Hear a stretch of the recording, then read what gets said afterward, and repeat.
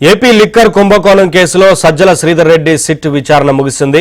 3 రోజుల పాటు శ్రీధర్ రెడ్డిని సిట్ అధికారులు ప్రశ్నించారు. వైద్య పరీక్షల అనంతరం విజయవాడ ఏసీబీ కోర్టులో హాజరుపరిచారు. అనంతరం విజయవాడ జిల్లా కోర్టుకు తరలించారు.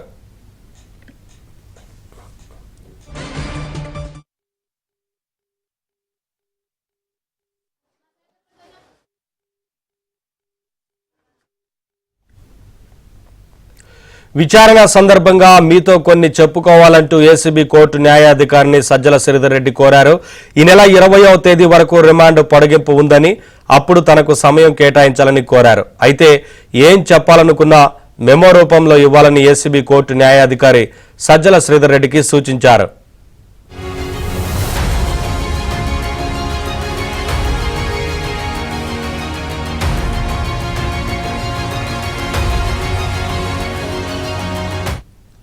మరోవైపు ఇదే కేసులో ధనుంజయ రెడ్డి, కృష్ణమోహన్ రెడ్డి సిట్ విచారణ ముగిసింది. ఇదే అంశానికి సంబంధించి మరింత సమాచారం మా కరెస్పాండెంట్ ప్రసాద్ అడిగి తెలుసుకుందాం. ప్రసాద్, ఒకవైపున సిట్ విచారణ ముగిసినట్లుగా తెలుస్తా ఉంది కదా, ఏంటి వివరాలు?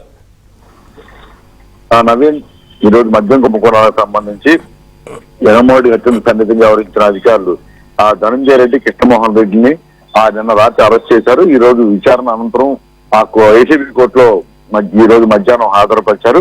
ఈ సమయంలో ఇరు వర్గాల న్యాయవాదులకు సంబంధించి హోరాహోరీగా వాదనలు వినిపించారు. ప్రధానంగా ఈ కేసులో ఎటువంటి సంబంధం లేకపోయినా రాజకీయ కారణాలతోనే కేసులు నమోదు చేసి అరెస్ట్ చేస్తున్నట్టు కూడా మాజీ ఏజీ శ్రీరామ్ వారి తరపున వాదనలు వినిపించారు.